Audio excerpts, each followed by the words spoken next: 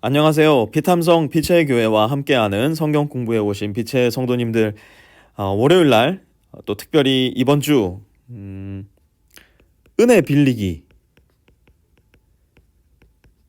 감사, 이 주제로 여러분들과 함께 말씀 공부할 수 있게 되어서 참 감사하고 기쁩니다. 우리 기도하고 이번 한 주 우리가 어떻게 은혜를 빌려올지, 어떻게 감사하며 한 주의 시간을 보낼지 함께 말씀을 공부하고 또 고민해보는 시간, 또 연습해보는 시간 함께 가지도록 하겠습니다.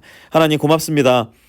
우리 마음속에 하나님의 은혜에 감사할 수 있는 마음, 나의 생을 돌아보며 또 지금 현재 나의 생의 이 힘들고 어려운 시간에 또 아직 오지 않은 내 미래의 시간을 두고 하나님의 사랑을 믿기 때문에, 하나님이 우리를 얼마나 아끼시는지를 알기 때문에, 그 진리에 우리의 마음에 닻을 내리며 살아가기 때문에 기꺼이 감사할 수 있는 우리 모든 성도들 되게 하여 주시옵소서. 특별히 이번 한 주 동안 우리 성도 한 사람 한 사람이 자기의 손으로, 자기의 입으로, 자기의 귀로, 눈으로 하나님 앞에 감사하며 다른 성도들과 교우들에게 마음을 뜨겁게 해줄 수 있는 은혜의 통로와 감사의 통로가 될 수 있는 기회 주셔서 내가 너에게, 너가 나에게, 서로가 서로에게 큰 은혜를 끼칠 수 있는 아름다운 교우들, 주의 자녀들 다 될 수 있게 하나님 은혜 베풀어 주시옵소서. 예수님의 이름으로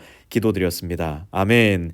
여러분, 이번 한 주 동안은 조금 색다른 비탐성을 해보려고 합니다. 평소에는 저나 우리 전도사님들 또 함께 말씀 가르치고 기도하고 끝나버렸는데, 이번 주에는 특별히 감사에 대한 주제로 말씀을 나누기 때문에 이렇게 진행을 해보려고 합니다. 먼저 제가 말씀을 쭉 가르칠 겁니다. 시편 5편에서 이번 한 주 말씀을 함께 묵상하게 될 텐데, 한 절 한 절의 말씀 저와 여러분들이 나누게 될 거고요. 다 나누고 나서는, 여러분, 제가 늘 시편을 무엇이라고 이야기해드렸냐면 기도의 학교라고 말씀을 드렸어요. 우리가 지난 여름에 했던 기도체육관에서도 시편으로 기도하는 방법을 가르쳐 드렸었고요. 이것은 단순히 우리가 기도체육관을 함께 할 때만 진행되는 일이 아니라 매일매일 내 일상 속에 시편을 통한 기도, 계속해서 반복되어야 할 중요한 우리 기도의 도구이고 학교입니다. 이 좋은 학교를 놔두고 어떻게 기도해야 될지 모르겠어요. 뭘 기도해야 될지 모르겠어요. 혹은 중언부언하는 기도로 내 기도 시간이 채워지고 있다면 여러분 빨리 이 학교로 돌아가셔야 됩니다. 왜냐하면 시편만큼 좋은 우리의 기도 학교는 없기 때문이에요. 그래서 이 시편 한 편의 내용을 함께 공부할 거고, 이 내용을 토대로 무엇을 할 거냐면 나의 기도를 써보는 연습을 할 겁니다. 어떻게 나의 기도를 써볼 거냐? 여러분, 여기 9편 1절 말씀 한번 보세요. 주님, 나의 마음을 다 바쳐서 감사를 드립니다. 주님의 놀라운 행적을 쉼 없이 뭐 하겠다고요? 전파하겠습니다. 전파하겠다는 얘기는 무슨 이야기인가요? 누군가에게 들려주겠다는 얘기예요. 그죠? 나 혼자만 알고 있는 것이 아니라, 나 혼자만 하나님을 향한 감사를 꽁꽁 싸매고 있는 것이 아니라, 이 감사의 내용을 쉼 없이 전파, 여기도 저기도 여기도 거기도 쉼 없이 전파하는 거예요. 이것이 우리가 하나님을 향한 감사를 누군가에게 표현하는 방법이라는 거예요. 우리가 감사를 내 안에 품고 있으면 그것은 감사로 머물러 있습니다. 그런데 여러분, 재밌는 게 뭔지 아세요? 내가 감사를 누군가에게 표현하는 즉시 감사 더하기 뭐가 되냐? 찬양이 되는 거예요. 그러면 이것은 또 다른 의미의 예배가 되는 거고요. 우리가 목요일인가요? 금요일인가요? 공부하겠지만 하나님께서 가장 기뻐하시는 게 뭐냐? 감사의 예배라는 거예요.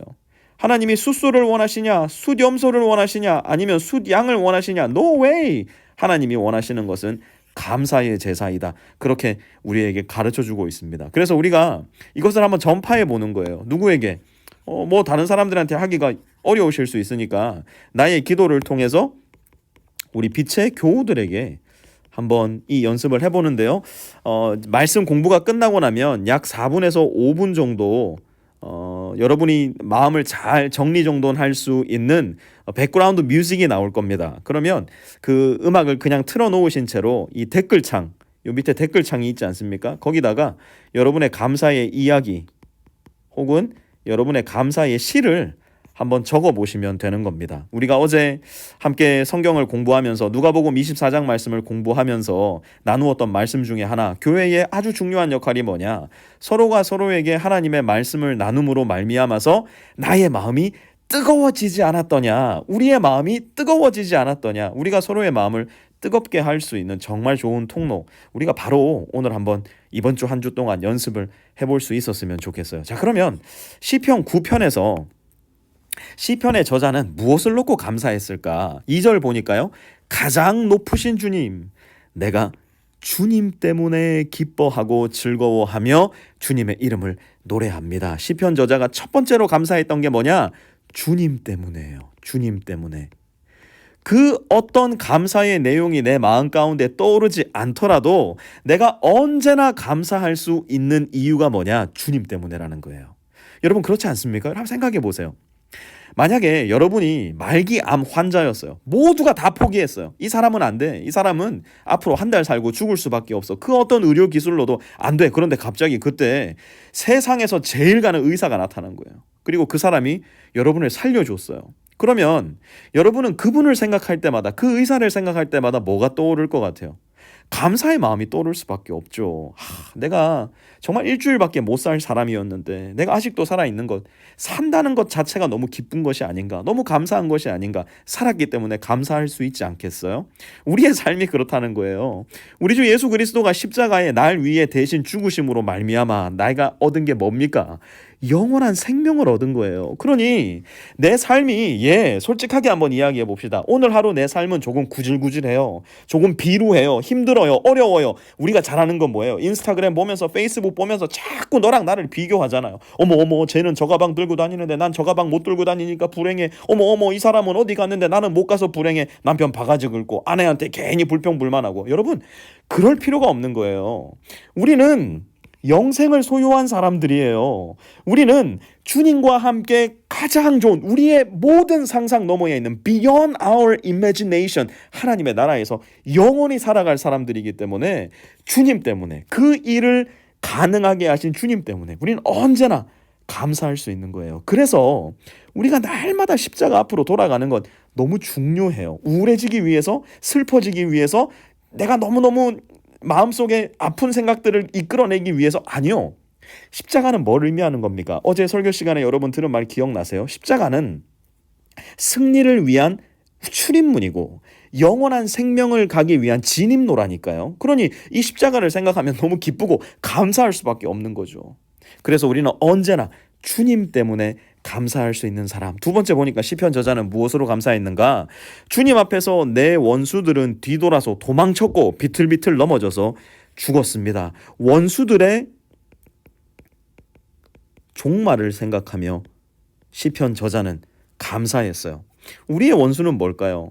어떤 분들에게 원수는 사람이 생각날 수도 있겠지만, 저는 그 사람이 생각나기보다는 여러분들이 마음속에 가지고 있는 걱정, 근심, 우울, 혹은 내 통장에 점점 쌓여만 가는 나의 빚, 나쁜 습관, 이런 것들이 우리 마음 가운데 먼저 떠올랐으면 좋겠어요. 내 걱정과 근심이 도망치게 하여 주십시오. 내 우울이 내 마음속에서 다 죽어버리게 하여 주십시오. 잘못된 나의 소비 습관으로 인해서 쌓여만 가는 나의 빚이 완전하게 해결될 수 있게 도와주십시오. 이 나쁜 습관, 빚을 쌓아놓는 습관이 죽어버리게 하여 주십시오. 우리 기도할 수 있을 거예요. 그리고 그러한 내용들로 하나님께 감사할 수도 있을 겁니다. 세 번째, 시편 기자는 무엇으로 감사했는가? 주님은 공정하신 재판장이시기에 보좌에 앉으셔서 공정하고 정직한 판결을 나에게 내려주셨습니다. 공정함.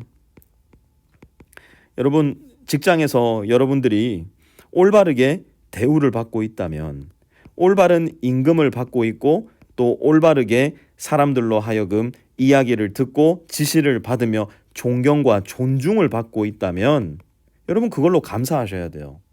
직장에서 내가 이유 없는, 아무런 목적 없는 이유로 험담을 당한다거나, 아니면 직장 동료들이 나를 따돌린다거나, 아니면 상사가 나에게 정말 아무런 까닭 없이 비난을 하고 아무런 까닭 없이 나를 못살게 굴지 않는다면, 그래서 공정하게 나를 대해준다면, 그래서 오늘 하루가 아무런 문제 없이 잘 살아낼 수 있었다면 이것도 우리에게 있어서는 감사의 제목이 될 수 있을 거라는 이야기입니다. 네 번째로 시편 기자는 무엇으로 감사했는가? 주님께서 이방 나라들을 문책하시고 악인들을 멸하시며 그들의 이름을 영원히 지워버리셨습니다. 원수들은 영원히 자취도 없이 사라졌습니다. 원수들의 사라짐으로 말미암아 시편 저자는 감사했어요. 여러분, 여러분의 원수는 누구입니까? 또다시 한번 나의 원수는 가장 먼저 생각나는 게 내 남편이야, 막 내 자녀야, 내 직장 동료야, 이래버리면 안 됩니다. 내 남편은, 내 친구는, 내 직장 동료는 미워하고 원수로 만들으라고 있는 게 아니라 사랑하고 섬겨주라고 하나님께서 우리에게 보내주신 거잖아요. 우리의 원수는 뭡니까? 우리의 원수는 사탄이에요. 사탄. 나의 마음을 자꾸만 너를 향해 미운 마음이 생기게 하는 사탄. 원망하게 만들고 너를 험담하게 만들고, 우리 뒤에는 다 이 사탄의 배후가 있는 거예요. 하나님이 우리에게 그런 마음을 넣어주셨겠습니까? 아니요. 사탄이에요. 사탄. 우리 연약한 그 마음으로 자꾸 다른 사람들을 원망하게 만들고 하나님에게 불평불만하게 만드는 사탄, 이 원수들이 사라지게 해주십시오. 우리 기도해야 돼요. 그리고 내 마음 가운데 오늘 여러분들이 만약 감사의 시를, 감사의 이야기를 쓸 수 있다면 그걸로 감사해야 돼요. 사탄이 우리 마음을 쥐어 흔들고 있으면요, 하나님께 감사 못한다니까요. 그러니 우리가 하나님 앞에 감사할 때 이미 우리는 원수들을 나의 마음 가운데서 사라지게 해주신 하나님께 감사할 제목이 벌써 생기게 된 겁니다. 그래서 여러분, 지금부터 이런 시편 기자의 감사 제목을 놓고 여러분들의 감사 제목으로 한번 만들어 보세요. 댓글창을 열어 놓으시고 내가 무엇이라고 하나님께 감사할 수 있을까? 저는 여러분들이 댓글창에 쓰는 동안 저는 여기다가 한번 저의 감사의 시를 적어보도록 하겠습니다. 이번 한 주 동안 이렇게 서로 감사의 이야기, 감사의 시를 통해서 하나님을 예배하고 또 서로의 마음을 더욱더 뜨겁게 해줄 수 있는, 감사하는, 은혜를 마음껏 빌려 땡겨 쓸 수 있는 우리 모든 빛의 성도님들 되시기를 부탁을 드립니다. 이제 댓글창을 여셔서 함께 감사의 이야기 써보도록 하겠습니다.